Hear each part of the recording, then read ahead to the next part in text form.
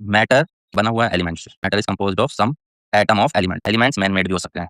क्यों ज़रूरत है हमें क्लासिफाई करने की? क्योंकि सब एलिमेंट्स को अलग-अलग पढ़ना डिफ़िकल्ट है, तो हमें क्लासिफिकेशन की ज़रूरत है, ठीक? क्योंकि उसके एलिमेंट्स और फिर कंपाउंड भी बहुत सारे बनते हैं। दूसरा, इससे जितनी भी नॉलेज हमने गेन की है उसको ऑर्गेनाइज़ कर देता है क्लासिफिकेशन। केमिकल फैक्ट समझना और न्यू एलिमेंट्स को प्रेडिक्ट करना भी आसान हो जाता है। इसके बाद साइंटिस्ट ने एफर्ट, सबसे पहला एफर्ट लगाया जॉन डॉबर्नियार्ड ने। इन्होंने क्या किया? इन्होंने 3-3 एलिमेंट्स का ग्रुप बनाया जिसको ट्रियाड कहा। सबसे पहला अटेम्प्ट 1829 में, ठीक है? इसमें उन्होंने क्या किया? 3 एलिमेंट्स लिए जैसे ये। इसी तरीके से और भी ट्रियाड बनाए थे इन्होंने। तो इन दोनों का अगर आप एवरेज निकालेंगे 39 + 7 46/2 तो 23 आएगा, है ना? तो इस तरीके से उन्होंने, और इसकी जो प्रॉपर्टी होती है वो इन दोनों के बीच में ही आती है। ये उन्होंने अटेम्प्ट किया पर ये कुछ ही एलिमेंट्स के लिए लग पाया। ये इसकी लिमिटेशन समझ लीजिए। इसके बाद दूसरा अटेम्प्ट 1862 में शान कोर्टवा ने किया। इन्होंने क्या? सिलिंड्रिकल टेबल बनाई, ठीक है? पर इसने भी ज़्यादा अटेंशन ग्रैब नहीं करी। इसके बाद तीसरा न्यूलैंड आए 1865 में। इन्होंने लॉ ऑफ ऑक्टेव, यानी जैसे म्यूज़िक में होता है सा रे गा मा पा धा नी सा, दोबारा से सा 8वें नंबर पे रिपीट हो जाता है, ऐसे एलिमेंट्स की प्रॉपर्टी भी 8th वाले एलिमेंट की फर्स्ट के सिमिलर आ रही थी, जैसे म्यूज़िक में होता है। पर ये कैल्शियम तक वैलिड हो पाया। इसके बाद 2 साइंटिस्ट जिन्होंने 1869 में अलग-अलग वर्क किया, दोनों ने क्या-क्या अरेंज किया एलिमेंट को एटॉमिक मास के इंक्रीजिंग ऑर्डर में, और सिमिलरिटी आई फिजिकल और केमिकल प्रॉपर्टी में कुछ रेगुलर इंटरवल पर, है ना? मतलब कोई ये ज़रूरी नहीं था कि 8वें नंबर पे ही आएगी, नहीं, कुछ टाइम बाद सिमिलरिटी आई। लॉथर मेयर ने क्या किया? इन्होंने ग्राफ प्लॉट किया जिसमें किसके क्या-क्या वेरिएबल है? एक तो एटॉमिक वेट और दूसरा फिजिकल प्रॉपर्टी जैसे atomic volume, melting point, boiling point, इससे उन्होंने ग्राफ प्लॉट किया, ठीक है? इन्होंने भी अपनी पीरियोडिक टेबल डेवलप कर ली थी 1868 में, पर वो पब्लिश मैडलीफ जो दूसरे साइंटिस्ट हैं, उनके बाद इन्होंने पब्लिश करी।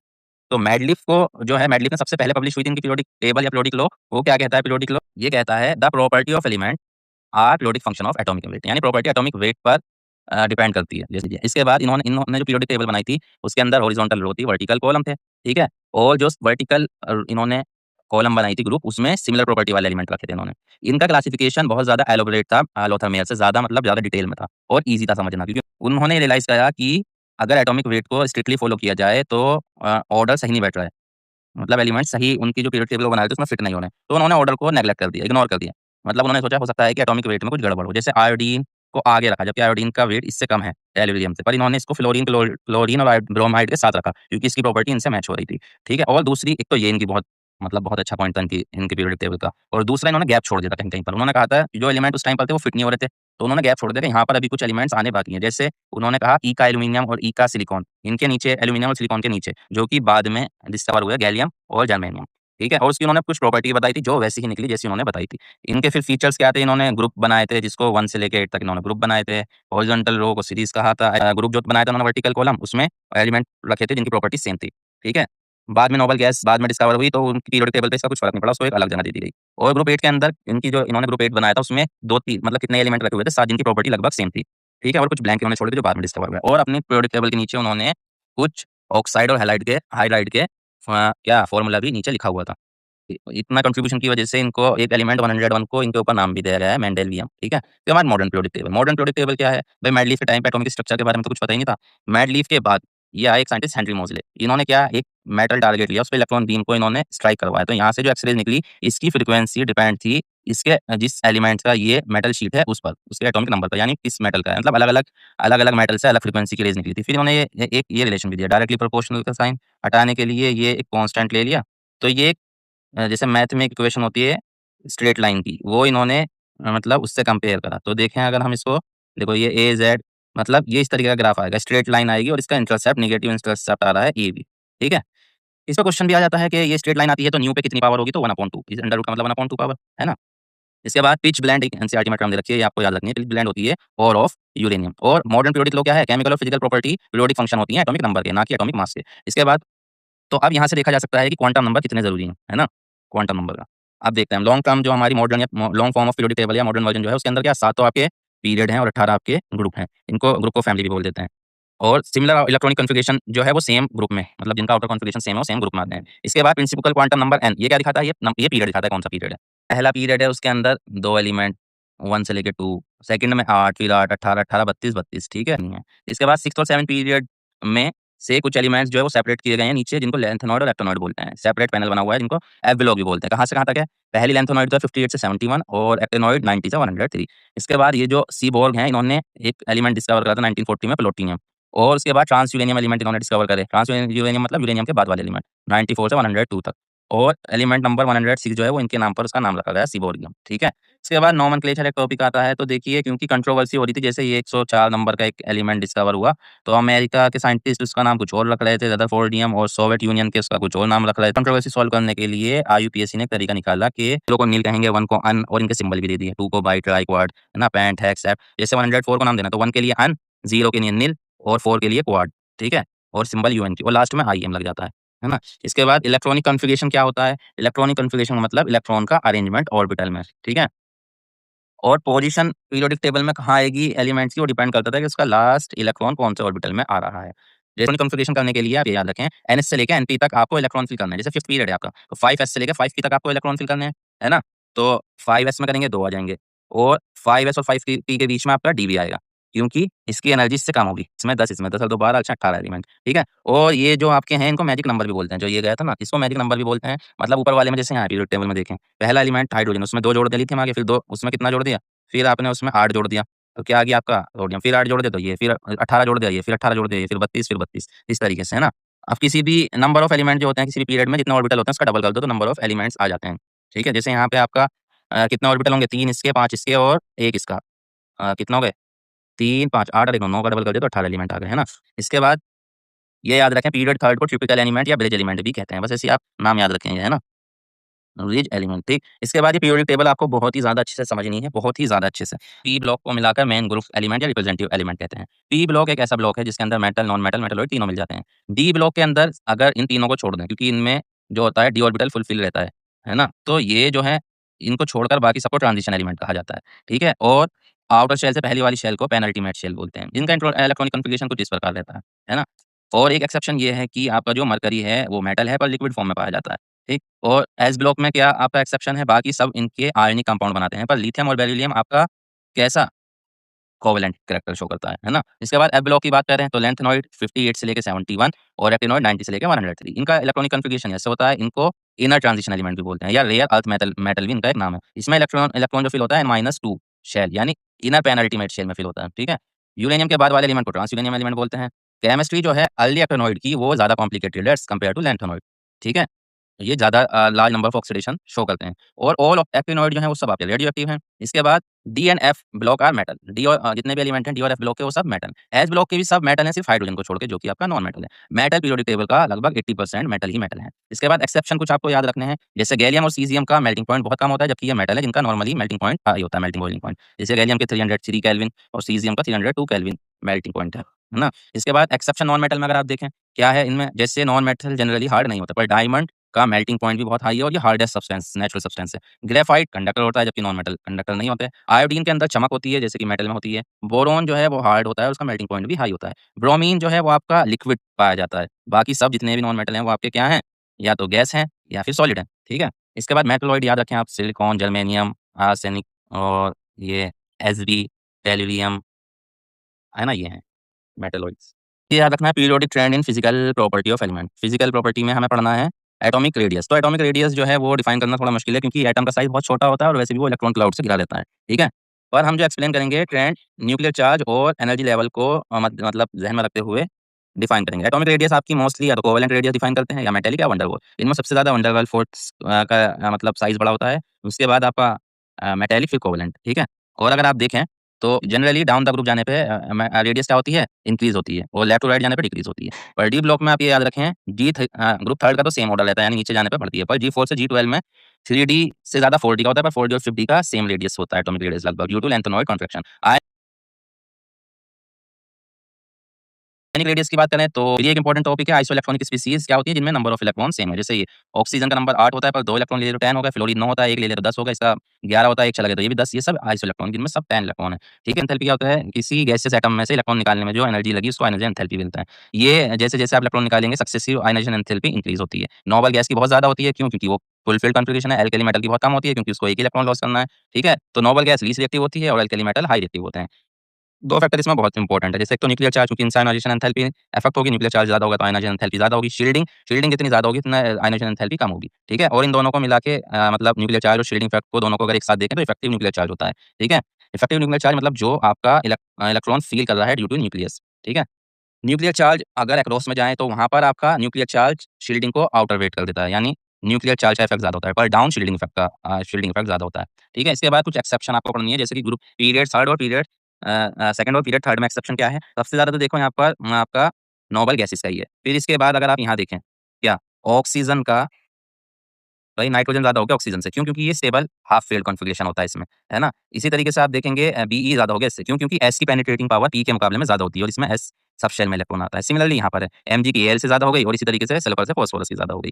ठीक, इसी तरीके से ग्रुप में अगर हम देखें, तो ग्रुप के अंदर फर्स्ट ग्रुप में तो बिल्कुल सेम कोई दिक्कत नहीं है। सेकंड वाले में अगर आप देखेंगे, तो लास्ट में बस थोड़ा-सा चेंज है। बिन में मतलब ये लास्ट वाला चेंज हो गया। ये आर ए पहले आ गया, बी ए पीछे चला जाएगा और ग्रुप 13 ये बहुत ज़्यादा आपका इसमें ऑर्डर चेंज होता है, तो इसमें आप ऑर्डर याद रखेंगे। ये लिख कर देख लीजिएगा आप एक बार आयनाइज़ेशन का ऑर्डर, ये क्योंकि एक्सेप्शनल केस है, ये आपको याद ही करने हैं वैसे तो सारे, पर ये बिल्कुल अच्छे से ध्यान रखना है। सबसे ज़्यादा बोरॉन, फिर आपका ये आ गया थैलियम, है ना? और फिर ये ऑर्डर याद रख लें आप। इसी तरीके से ये वाला ऑर्डर आपको याद रखना है ग्रुप 14 का। इसके बाद अगर हम देखें इलेक्ट्रॉन गेन एंथैल्पी क्या होती है? इलेक्ट्रॉन गेन करने में जो एनर्जी आपकी देनी पड़ी या रिलीज़ हुई, ये एक्ज़ोथर्मिक और एंडोथर्मिक दोनों में से कुछ भी हो सकता है, जबकि आयनाइज़ेशन एंथैल्पी है, पहली आयनाइज़ेशन एंथैल्पी आपकी कैसी होती है? इलेक्ट्रॉन निकलवाने में तो आपको एनर्जी देनी ही पड़ेगी, है ना? तो आयनाइज़ेशन एंथैल्पी तो हमेशा पॉज़िटिव होती है, पर ये आपका पॉज़िटिव और नेगेटिव, एंडोथर्मिक, एक्ज़ोथर्मिक दोनों में से कुछ भी हो सकता है। जैसे ग्रुप 17 की बात करें, तो ये इलेक्ट्रॉन लेने में बहुत खुश होगा, तो इसमें एनर्जी निकलेगी। ये आपका एक्ज़ोथर्मिक होगा और इसमें आपको देनी पड़ेगी, क्योंकि ये ग्रुप 18 पहले से स्टेबल कॉन्फ़िगरेशन है, तो आप इलेक्ट्रॉन देंगे तो इसकी स्टेबिलिटी बिगड़ेगी, तो इसको आपको एनर्जी देनी पड़ेगी अगर आपको इसको इलेक्ट्रॉन गेन कराना है ना? तो ये एक्ज़ोथर्मिक, एंडोथर्मिक दोनों में से कुछ भी हो सकता है। पर एक बार आपने इसको इलेक्ट्रॉन गेन करा दिया, तो फिर वो नेगेटिव चार्ज हो जाएगा, तो दूसरा इलेक्ट्रॉन गेन कराने के लिए आपको एनर्जी देनी ही पड़ेगी, यानी सेकंड इलेक्ट्रॉन गेन एंथैल्पी आपकी हमेशा पॉज़िटिव होगी। इसके बाद एक्सेप्शन क्या है? सल्फर की जो है ऑक्सीजन से ज़्यादा इलेक्ट्रॉन गेन एंथैल्पी है, यानी नेगेटिव है ज़्यादा, ऐसे ही इसकी क्लोरीन की फ्लोरीन से ज़्यादा। क्यों? ऐसा क्यों है? क्योंकि इनका साइज़ बहुत छोटा होता है ऑक्सीजन और फ्लोरीन का, तो इनमें रिपल्शन ज़्यादा होता है। और जैसे-जैसे आप नीचे जाते हैं, तो इलेक्ट्रॉन गेन एंथैल्पी आपकी नीचे जैसे जाएँगे, वो कम नेगेटिव होती जाएगी आपकी, है ना? यानी डिक्रीज़ होती जाएगी। यानी वो इलेक्ट्रॉन लेना नहीं चाहेंगे और मेटल कैरेक्टर शो करेंगे। इसके बाद इलेक्ट्रॉन एफिनिटी क्या होता है? नेगेटिव साइन अगर हम इलेक्ट्रॉन गेन एंथैल्पी का दिखाएँ, उसको इलेक्ट्रॉन एफिनिटी बोलते हैं। यानी इस वजह से समझ लीजिए इलेक्ट्रॉन की चाहत है एलिमेंट को या नहीं है, टेंडेंसी है लेने की या नहीं है। अगर है, जैसे नॉन मेटल है, तो उसकी इलेक्ट्रॉन गेन एंथैल्पी हम उसको इलेक्ट्रॉन एफिनिटी कहेंगे, हम पॉजिटिव है, और अगर नहीं है तो नेगेटिव कहेंगे। ये कन्वेंशनल जो साइन होता है थर्मोडायनामिक्स से, उससे अलग है और इन दोनों में एक रिलेशन है, ये आप रिलेशन याद कर लीजिए। इसके बाद ग्रुप 18 का ये हमने इलेक्ट्रॉन गेन एंथैल्पी का ऑर्डर एनसीईआरटी में लिखा हुआ था, तो हमने ये लिख लिया। सबकी पॉजिटिव होती है क्योंकि इलेक्ट्रॉन गेन करना चाहते नहीं हैं, ठीक है? उनमें भी सबसे ज़्यादा होती है नियॉन की और सबसे कम होती है हीलियम की, है ना? इसके बाद इलेक्ट्रोनेगेटिव क्या है? इलेक्ट्रोनेगेटिविटी कोई मेजर तो होती नहीं है, पर ये क्या है? Ability to attract shared electron बने हुए हैं कोवेलेंट बॉन्ड में, तो अपनी तरफ इलेक्ट्रॉन को खींचने की जो एबिलिटी है उसको इलेक्ट्रोनेगेटिव बोलते हैं। ये किस इस मेजर तो होती नहीं, पर इसके लिए कुछ स्केल बने हुए हैं, इनको लगभग थोड़ा बहुत मतलब मेजर करने के लिए। एग्जैक्ट वैल्यू तो इसकी कुछ है नहीं, मेजरेबल क्वांटिटी नहीं है, जब फिर भी आपको रफ आइडिया के लिए कुछ स्केल बने हुए हैं, पाउलिंग स्केल और मोलिकेन जेफ स्केल और ऑलरेड रोको स्केल। इसमें पाउलिंग स्केल सबसे ज़्यादा आपका फेमस है। इसमें इन्होंने फ्लोरीन को 4 वैल्यू दे दी है, ठीक है? और बाकी 2-4 वैल्यूज़ हमें और याद करनी है इसमें। इसके बाद इलेक्ट्रोनेगेटिविटी आपकी फिक्स नहीं होती। मान लीजिए आपने एक एलिमेंट की इलेक्ट्रोनेगेटिविटी याद करी, मान लीजिए 3 है, तो वो डिपेंड करता है दूसरा एलिमेंट कितना इलेक्ट्रोनेगेटिव है। कहीं-कहीं पे वो ज़्यादा हो जाएगी, कहीं पे कम हो जाएगी, dependent on other element to which it bound, ठीक है? फ्लोरीन की 4, क्लोरीन की 3, ब्रोमीन की 2.8, इसी तरीके से ये लिथियम की ये 2-3 वैल्यूज़ आपको याद करनी है ना? ये देखिए, ये लिखी हुई है मैंने। देखो 3 का तो टेबल चल रहा है 0.9, 1.2, 1.5, 1.8 और यहाँ देखें अगर आप 1, 1.5, 2, 2.5, 3 यानी 0.5 ऐसा इंक्रीज़ हो रहा है। ठीक है? इसके बाद ये ऑर्डर आपको याद रखना है, क्योंकि इस इलेक्ट्रॉन नेगेटिविटी का ऑर्डर ग्रुप 13 में ये है। ये ऑर्डर लिख लीजिए आप, लिख-लिख के इसको अच्छे से याद कर लें इन ऑर्डर्स को, क्योंकि एक्सेप्शन केस से बहुत पूछे जाते हैं। इसके बाद पीरियोडिक ट्रेंड पढ़ेंगे हम केमिकल प्रॉपर्टी में। केमिकल प्रॉपर्टी में सबसे पहले डायगोनल रिलेशनशिप, जो आपका फर्स्ट एलिमेंट होता है पीरियड की सेकंड पीरियड के एलिमेंट थर्ड पीरियड के एलिमेंट से डायगोनल रिलेशनशिप शो करते हैं, है ना? और उसका कारण क्या होता है? स्मॉल साइज़ पहले एलिमेंट का, है ना? और एब्सेंस ऑफ डी ऑर्बिटल, ये कुछ उसके रीज़न होते हैं। इसके बाद हमें पढ़ना है inner pair effect, length contraction और पीरियोडिसिटी इन वैलेंस, ये कुछ टॉपिक हमें पढ़ने हैं। जैसे पीरियोडिसिटी इन वैलेंस पढ़ते हैं सबसे पहले। वैलेंसी ऑक्सीडेशन स्टेट होती है और या फिर 8 में से माइनस करके निकालते हैं, है ना? इसके बाद बहुत सारे ऐसे एलिमेंट्स हैं पर्टिकुलरली डी ब्लॉक के जो वेरिएबल ऑक्सीडेशन स्टेट शो करते हैं, ठीक है? डायगोनल रिलेशनशिप देखिए ये दिखा रखी है डायगोनल रिलेशन। इसका रीज़न क्या है? Small size, large charge to radius ratio और इनकी high electronegative as compared to other element in the group, ठीक है? और इसके अंदर डी ऑर्बिटल नहीं होता। ये पी पाई मल्टीपल बॉन्ड बनाते हैं, है ना? इसके बाद नेक्स्ट अगर आप देखें केमिकल रिएक्टिविटी, इसमें आपको क्या देखना है? जैसे आपका ऑक्सीजन के साथ देखते हैं हम केमिकल रिएक्टिविटी। जैसे मेटल ऑक्साइड जो होती हैं, मेटल ऑक्साइड वो बेसिक होती है, नॉन मेटालिक एसिडिक होती है मोस्टली, ठीक है? एम्फोटेरिक ऑक्साइड जो एसिड और बेस की तरह दोनों की तरफ काम करती है। न्यूट्रल ऑक्साइड ये 3 आप याद कर लें, सीओ, एनओ, N2O। बहुत इंपॉर्टेंट है, बहुत क्वेश्चन अभी हम सॉल्व करेंगे, उसमें देखेंगे बहुत क्वेश्चन इस पर आए हुए हैं। कौन सी ऑक्साइड मेटालिक है, कौन सी नॉन मेटालिक है, कौन सी न्यूट्रल है, याद कर लें। इसके बाद एम्फोटेरिक ऑक्साइड, इनकी ऑक्साइड जो होती हैं वो आपकी एम्फोटेरिक होती हैं, है ना? ये एलिमेंट्स लिखे हुए हैं। और अगर आप देखें ये AS2O3, Hb2O3, V2O5 या डी ब्लॉक जिनका ऑक्सीडेशन नंबर +4 हो और ये Cr2O3, ये सब कैसी होती हैं? एम्फोटेरिक ऑक्साइड होती हैं आपकी। एसिडिक ऑक्साइड जितना ज़्यादा आपका पॉजिटिव ऑक्सीडेशन स्टेट है वो उतना ज़्यादा एसिडिक होगा। जैसे इसका +7 आ रहा है यहाँ क्लोरीन का, तो ये ज़्यादा एसिडिक है इनके मुकाबले में। एसिडिक नेचर ज़्यादा डिपेंड होता है इलेक्ट्रोनेगेटिविटी पर और नॉन मेटालिक कैरेक्टर पर, है ना? डी ब्लॉक आपका हमें पता है ऑक्सीडेशन नंबर वेरिएबल शो करता है, क्यों? क्योंकि उसके अंदर जो एस शेल है और N-1 डी है, उनके बीच में एनर्जी गैप बहुत कम होता है। इसके बाद आपका जो हाइड्रोक्साइड है, वो H रिलीज़ करेगा या OH रिलीज़ करेगा, यानी आपका वो एसिडिक होगा या बेसिक होगा, ये डिपेंड करता है इलेक्ट्रोनेगेटिविटी ए पर। अगर ए की इलेक्ट्रोनेगेटिविटी 2.1 से ज़्यादा है, तो आपका वो होगा एसिडिक, और अगर कम है तो वो होगा आपका बेसिक, ठीक है? ये सिंपल सा रिलेशन आपको याद रखना है। इसके बाद नेक्स्ट अगर हम देखें polar and non polar bond, अगर आपका सेम इलेक्ट्रोनेगेटिव है दोनों एटम की तो नॉन पोलर होगा, और डिफरेंट इलेक्ट्रोनेगेटिव है नेगेटिविटी है तो पोलर होगा, और हाइब्रिडाइजेशन अगर अलग-अलग है तब भी आपका पोलर होगा। बॉन्ड लेंथ निकालने के लिए एक फॉर्मूला ये है Ra plus Rb, Ra Rb क्या है? कोवेलेंट रेडियस, और -0.9 different of electronegativity between A and B, ये आपका बॉन्ड लेंथ निकालने का एक फॉर्मूला है, ठीक है? इसके बाद इलेक्ट्रोनेगेटिविटी को कौन-कौन फैक्टर अफेक्ट करते हैं? तो रेडियस, एक इफेक्टिव न्यूक्लियर चार्ज, है ना? और चार्ज जैसे आपका ये इलेक्ट्रोनेगेटिविटी इनकी ज़्यादा होगी। हाइब्रिडाइजेशन जितना ज़्यादा एस कैरेक्टर होगा उतना ज़्यादा आपका इलेक्ट्रोनेगेटिविटी होगी। इसके बाद ये पता करना रहता है, हमें एलिमेंट दे दिया, नंबर दे दिया, इलेक्ट्रॉनिक कॉन्फ़िगरेशन दे दिया, उससे ग्रुप, ब्लॉक और पीरियड पता लगाओ। जैसे ये है 25 तो हमने इसका इलेक्ट्रॉनिक कॉन्फ़िगरेशन लिखा। अब लास्ट इलेक्ट्रॉन सबसे पहले n की हाईएस्ट वैल्यू तो होगा आपका पीरियड, जैसे यहाँ पे 4 है तो 4 हो गया, ठीक है? अब लास्ट इलेक्ट्रॉन d में गया होगा तो ब्लॉक हो गया इसका d। अब ग्रुप कैसे पता लगाते हैं हम? d ब्लॉक में s और d के इलेक्ट्रॉन को जोड़ देते हैं, 5 + 2 7 का ग्रुप हो गया। ट्रिक याद रखने के लिए आपको ये याद रखना पड़ेगा। पहले लिखते हैं SSP, फिर लिखते हैं SPS, है ना? फिर DPS, DPS, फिर FDPS, FDPS और फिर इलेक्ट्रॉन फिल कर दीजिए। इसमें जितने भी उसने कहे, जैसे 56 करना था, तो इसमें जितने भी मैक्सिमम आते हैं फिल करते चले गए, तो यहाँ पर हमारा जाके फिल हुए। तो लास्ट इलेक्ट्रॉन हमारा किसमें है? S में, तो ये S ब्लॉक का एलिमेंट है। n की मैक्सिमम वैल्यू 6 है, ठीक है? ये हमने यहाँ पता लगा दी। ये पीरियड थी, ग्रुप थी, ये S ब्लॉक एलिमेंट। इतना सिंपल है ये। इसके बाद जैसे ये दे दिया, इसमें हम देखेंगे n की वैल्यू मैक्सिमम 3 तो पीरियड 3 हो गया। ग्रुप इसमें पता लगाना है तो P ब्लॉक हमारा लास्ट एलिमेंट, तो 10 प्लस वैलेंस इलेक्ट्रॉन, 4 और 2 6 वैलेंसी हैं, तो 10 + 6 = 16, और ब्लॉक कौन-सा है? P ब्लॉक हो गया ये, ठीक है? और ये याद रखें, अगर कभी वैल्यू सेम आ जाएँ आपकी किस-किसकी n+l करके, तो जिसका n ज़्यादा होगा उसमें आप उसकी एनर्जी ज़्यादा होगी, उसमें इलेक्ट्रॉन फिल होगा। इसके बाद ये देखें आप केस, इसमें देखने में ऐसे नहीं लगाना कि लास्ट में ये आ रहा है तो ये इसका ब्लॉक का होगा, नहीं। वैसे भी अगर F और D आ रहा है तो आपको वैसे भी थोड़ा होशियार हो जाना है। तो इनकी n+l वैल्यू निकाल के देखेंगे, जैसे मैंने यहाँ निकाली, इसकी 5 आई, इसकी 7, ये आई, सबकी निकाल दी मैंने। तो यहाँ सबसे ज़्यादा इसकी आई, यानी ये F ब्लॉक का एलिमेंट है, ठीक है? मैक्सिमम n की वैल्यू 6 है तो पीरियड 6 हो गया, F ब्लॉक एलिमेंट है, और इनका F ब्लॉक वालों का जो ग्रुप नंबर होता है वो मोस्टली हम 3 लिखते हैं, मतलब 3 ही लिखते हैं उसको, वैसे ग्रुप नंबर पूछता नहीं है ज़्यादातर। इसी तरीके से ये आया। इसमें अगर आप देखें तो इसमें n तो आपको पता लग रहा है 6 है, और लास्ट इलेक्ट्रॉन आप फिल करके देख लीजिए, n+l इसका ज़्यादा आ रहा है, तो इसमें आएगा D ब्लॉक एलिमेंट है। और इसमें आप ये कह सकते थे कि देखो 4F 4F की भी 7 होता, तो एलिमेंट किसमें आना चाहिए था आपका? पहले किसमें आना चाहिए था? भई इसमें फिल होना चाहिए था ना, क्योंकि n की इसमें तो वैल्यू ज़्यादा है, दो वैल्यू तो इन दोनों की n+l तो सेम है ना? ये 7 और ये भी 7, तो इसमें आना चाहिए था ना, n की वैल्यू इसमें कम है। फिर इसमें क्यों गया? क्योंकि ये एक्सेप्शनल कॉन्फ़िगरेशन है। क्या नंबर है इसका? इसका नंबर है लेंथ नंबर 57, है ना? तो याद रखें, पेनिट्रेटिंग पावर S की सबसे ज़्यादा होती है ना? तो ये शील्डिंग इफेक्ट भी इसका ही सबसे ज़्यादा होता है, ये ऑर्डर है इनका। इफेक्टिव न्यूक्लियर चार्ज का फॉर्मूला ये है, ये क्या है आपका? शील्डिंग कांस्टेंट, है ना?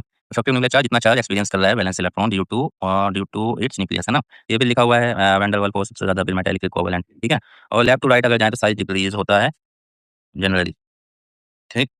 इसके बाद पर अगर यहाँ देखें नियोन और ऑर्गन, इनका साइज़ पीरियड में सबसे ज़्यादा होता है, ठीक? बट ये इन्हीं के लिए है, अगर आप कहने लगे ये भी आपका क्या है, नोबल गैसेज़ है, इनका साइज़ ज़्यादा नहीं है, इनका साइज़ ज़्यादा है। ये 13 ये साइज़ यहाँ पे भी गड़बड़ करता है। जैसे गैलियम का साइज़ छोटा हो गया एल्यूमीनियम से, क्यों? क्योंकि इसमें ओवर शेडिंग 3D इफेक्ट होगा। इसके बाद अगर आप देखें ट्रांजिशन एलिमेंट में पहले साइज़ डिक्रीज़ होता है, फिर सेम रहता है, फिर इंक्रीज़ करता है। पाउलिंग स्केल पे इलेक्ट्रोनेगेटिव का फॉर्मूला आप एक इलेक्ट्रोनेगेटिविटी, है ना? फॉर्मूला क्या है?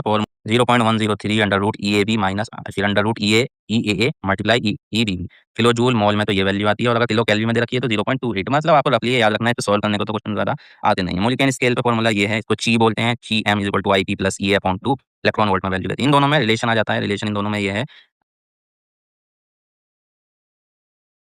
G ब्लॉक में, एटॉमिक साइज़ G3 में तो ये सेम मॉडल रहता है, और उसका हमने पीछे पढ़ ही लिया था। इसके बाद आयनाइज़ेशन एंथैल्पी का अगर आप ऑर्डर देखें, आयनाइज़ेशन एंथैल्पी इसकी ज़्यादा होती है, यहाँ इसकी ज़्यादा होती है, यहाँ इसकी ज़्यादा होती है, पर नीचे अगर देखें तो नीचे में इन दोनों की ज़्यादा होती है एज़ कम्पेयर टू दिस। अब देखें एप्लीकेशन आयनाइज़ेशन एंथैल्पी का क्या है, ये आपको आयनाइज़ेशन एंथैल्पी दे रखी है सबसे तेज़, जहाँ डिफरेंस सबसे ज़्यादा होगा वही उसका नंबर ऑफ वैलेंस होगा। जैसे यहाँ सबसे ज़्यादा डिफरेंस है तो n आपका 2 आ गया। जैसे ये वैल्यूज़ दे रखी हैं, सबसे ज़्यादा डिफरेंस यहाँ आ रहा है, तो n = 3 आ गया, बस खत्म। एलिमेंट बताने हैं आपको। तो एस पी ब्लॉक वाले मिलाकर एस और पी ब्लॉक वालों को हम क्या बोलते हैं? रिप्रेजेंटेटिव एलिमेंट या मेन ग्रुप एलिमेंट बोलते हैं। तो यहाँ पर ये है, इसमें अगर देखें डी में आ रहा होगा, ये नहीं है। n+l की वैल्यू निकाल के चेक करते हैं, जैसे एस n यहाँ पर कितना है 5, यहाँ पर 4 है ना? तो डी की वैल्यू एस की वैल्यू होती है, मतलब जब एल की वैल्यू निकालते हैं आप तो एस की वैल्यू 0 होती है, पी की 1 और डी की 2, तो 4 + 2 6 हो जाएगा। यहाँ पर 5 ही रहेगा, 5 + 0 5, यहाँ पर एस पी 5 + 1 6, पर एन की वैल्यू यहाँ ज़्यादा है तो इलेक्ट्रॉन इसमें एंटर कर रहा होगा, यानी ये भी आपका मेन ग्रुप एलिमेंट है। इसमें आपका एलिमेंट एंटर कर रहा होगा इलेक्ट्रॉन किसमें? एस पी डी, यहाँ पर n+l की वैल्यू ज़्यादा आ रही है तो डी में, तो ये नहीं है। ऐसे ही आप इसको चेक करेंगे, ये भी नहीं है, तो आंसर इज़ ए एंड सी। हो गया? उसके बाद नेक्स्ट देखते हैं क्वेश्चन क्या पूछा गया था। कह रहा है gallium have very high melting point, ये स्टेटमेंट आपका फॉल्स है, ट्रू नहीं है। ठीक है। नेक्स्ट, एन और सीएल की वैल्यू सेम नहीं होती। ये मोस्टली लगभग सेम रहती है। वैसे एग्जैक्टली अगर आप चेक करेंगे तो इन दोनों की वैल्यू सेम नहीं रहती। और क्योंकि ऑप्शन में ये दिया ही नहीं गया है, बी ऑप्शन किसी में भी हमारा ऐसा नहीं है जिसके अंदर ट्रू ऑप्शन एक साथ आएंगे। जैसे ये सारे आइसो इलेक्ट्रॉनिक होती हैं, इनके जब इलेक्ट्रॉन चेक करेंगे सारे ही इलेक्ट्रॉन सब में ही आपके 18-18 एलिमेंट, जैसे देखो सल्फर में 18, इसमें 18, इसमें भी 18, इसमें भी 18, और आर्गन आर्गन ये यहाँ पे साइन नहीं, प्लस नहीं होगा, ये गलती से आ गया। इसमें भी कितना होता है आपके 18, सब 18 है, तो ये करेक्ट है स्टेटमेंट आपकी, है ना। ये यहाँ से हटा दो, थोड़ी सी मिस्टेक यहाँ हुई हुई है, तो ये यहाँ से हटाओ आप। आर्गन कहाँ है जी, ये हटा दो, ये कुछ नहीं है। ठीक है। आयनाइजेशन एंड एंथैल्पी का ऑर्डर क्या सही लिखा हुआ है, ये गलत लिखा हुआ है, क्योंकि एमजी की ज़्यादा होती है एज़ कम्पेयर टू एल्यूमीनियम। ठीक है, तो ये ऑर्डर गलत लिखा हुआ है आपका। इसके बाद सीज़ियम की रेडियस लिथियम इनसे ज़्यादा होती है। हाँ, तो ये बात सही है आपकी। तो सही स्टेटमेंट एक तो ई है और एक सी है। ठीक है। बी वाला कोई ऐसा ऑप्शन है ही नहीं जिसमें सी ई बी आ रहा हो। ठीक है, तो इसलिए हमारा ऑप्शन ये सही है। इसके बाद नेक्स्ट अगर आप देखेंगे, एक स्टेटमेंट दी हुई है कि अगर मान लिया जाए, हाइपोथेटिकल सिचुएशन है कि बॉन्ड ऑर्डर आपका 0 हो तो स्टेबल कंपाउंड होगा, नहीं, ये बात गलत हो गई। ठीक है। बॉन्ड ऑर्डर इंक्रीज करेगा अगर बॉन्ड लेंथ इंक्रीज करेगी, ये भी बात, दोनों ही स्टेटमेंट गलत हैं, क्योंकि बॉन्ड ऑर्डर अगर ज़्यादा होता है बॉन्ड लेंथ कम होती है, तो दोनों स्टेटमेंट आपकी फॉल्स हैं। तो अभी इसका क्वेश्चन देखें। इन्होंने कहा increasing order of first ionization enthalpy लगानी है, तो बस इसमें आपको याद रखना है कि बीई की बोरॉन से ज़्यादा होती है ना, बोरॉन से ज़्यादा होती है इसकी। बाकी तो ऑर्डर सेम रहता है, लेफ्ट टू राइट जाने पर आपकी आयनाइजेशन एंथैल्पी इंक्रीज करती है। बस हो गया ये। इसके बाद नेक्स्ट क्वेश्चन है आपका इलेक्ट्रोनेगेटिव ऑर्डर का ऑर्डर लगाना है, तो इसमें ग्रुप के अंदर देखें तो लेफ्ट टू राइट इलेक्ट्रोनेगेटिविटी बढ़ती है ना, तो ये ऑर्डर लगवा दे। ये सिंपल है बिल्कुल, ये तो है ना। इसके बाद इनको मैच करना था। एन क्या दिखाता है, एन आपका दिखाता है क्या, shape of orbital, shape size of orbital, size of orbital है, यानी डी को मैच करना है सेकंड के साथ, तो डी सेकंड के साथ, है ना, ये ऑप्शन दे रखे हैं। एमएल क्या दिखाता है, इस आपका ओरिएंटेशन ऑफ ऑर्बिटल, बस यही था इसमें। मतलब ए आपका थर्ड के साथ हो रहा है, ये क्वेश्चन था इसमें। इसका थर्ड 3D सीरीज आपको पता भी होगी, जैसे स्कैंडियम फिर टाइटेनियम, इसमें निकालना है, तो इनका इलेक्ट्रॉनिक कॉन्फ़िगरेशन लिख के ये जितने भी इन पे चार्ज है उतने इलेक्ट्रॉन लॉस करने के बाद हमें देखना है कि ऑर्बिटल में कितने इलेक्ट्रॉन बचे, उस हिसाब से स्पिन बता देंगे कि ये आपका कैसा है, डायमैग्नेटिक है या पैरामैग्नेटिक है। इसके बाद ये क्वेश्चन है decreasing order of atomic radius बतानी है इसमें। तो लेफ्ट टू राइट क्या होता है आपका, डिक्रीज होता है, तो ये ऑर्डर आ गया आपका, है ना, सिंपल। उसके बाद नेक्स्ट है ये एसिडिक स्ट्रेंथ बतानी है। एसिडिक स्ट्रेंथ, ये तो गलत ऑर्डर लिखा हुआ है, इनकरेक्ट बताना, तो ये तो ये खुद इनकरेक्ट हो गया। -1 ऑक्सीडेशन, और बाकी ये करेक्ट स्टेटमेंट है। इससे कम होती है इसकी एंथैल्पी ऑफ डिसोसिएशन, ये भी करेक्ट है। फ्लोरीन स्ट्रॉन्गेस्ट ऑक्सीडाइजिंग एजेंट है, ये भी करेक्ट। तो फर्स्ट इनकरेक्ट स्टेटमेंट थी, बाकी सब करेक्ट है। इसमें मैच करना है लेंथेनॉइड, तो लेंथेनॉइड यही है पहले का, है ना। डी ब्लॉक एलिमेंट इनमें से आपको पता लगाना, तो एमएन है, वही को इजीली मैच कर लेंगे इस पे। टू आइसो इलेक्ट्रॉनिक स्पीसीज पूछी है, तो देखो ये है आइसो इलेक्ट्रॉनिक आ रहा है, इसमें अगर देखें 10, ये भी 10, ये भी 10, ये भी आइसो इलेक्ट्रॉनिक है ना, और ये भी है, तो यानी ये दोनों तो हैं। तो आंसर इसका फोर्थ को बताया इन्होंने, थर्ड क्यों नहीं है, तो थर्ड भी आ रहा है। तो कुछ ना कुछ गड़बड़ हो गई यहाँ, कुछ ना कुछ एक ऑप्शन अलग दिया होगा, है ना। इसमें से ऑक्सीडेशन स्टेट निकालनी है। आयरन की कॉमन होती है +2 +3, +2 +3, ये तो आयरन के लिए हो गया, है जी। Mn+7 शो करता है, ये हो गया। टाइटेनियम +4, तो बस इसको मैच कर लिया। तो न्यूट्रल, ये स्टेटमेंट आपकी क्या है, गलत है, क्योंकि न्यूट्रल हमने पढ़ी थी, न्यूट्रल ऑक्साइड कौन-कौन सी होती हैं, सिर्फ़ ये होती हैं। इसमें ये वाली नहीं होती है, गलत दे देता। इसमें फिर बेसिक ऑक्साइड में इसमें कुछ एम्फोटेरिक ऑक्साइड, देखो आयरन 2O3, और ये आपकी एम्फोटेरिक थी, तो पहला ऑप्शन आपका कैसे हो गया, गलत, दूसरा भी गलत। एसिडिक वाला और ये वाला देखते हैं, एसिडिक ऑक्साइड। देखिए एसिडिक ऑक्साइड, ये सब एसिडिक ऑक्साइड है, और ये वाली, ये कोई स्टैंडर्ड एम्फोटेरिक ऑक्साइड नहीं, तो आंसर थर्ड सही था, एसिडिक ऑक्साइड सही दे रखी थी, है ना। यानी आपको सिर्फ याद रखना है कौन सी एसिडिक होती है, कौन सी बेसिक और कौन सी न्यूट्रल, तो आप ये क्वेश्चन ईजिली कर लेंगे। उसके बाद नेक्स्ट क्वेश्चन अगर हम देखें तो यहाँ पर हमसे पूछा हुआ है आयनाइजेशन एंथैल्पी इलेक्ट्रॉनॉइड की जो होती है वो लोअर होती है लेंथेनॉइड से। इलेक्ट्रॉनॉइड की जनरली लोअर आयनाइजेशन होती है, क्योंकि हाँ उसका साइज बड़ा होता है तो कम होती है, इसलिए सही है। इसके बाद इसका रीजन इन्होंने दिया है, electron are entering 5s orbital electron while experience greater shielding from nuclear, ये भी रीजन भी सही है। तो ये दोनों intermolecular forces of attraction will be intermolecular, इसमें सिर्फ कोवेलेंट बॉन्डिंग होती है वो इंट्रामॉलिक्यूलर होती है, बाकी इंटरमॉलिक्यूलर होती हैं। ये आंसर हो गया हमारा, है ना।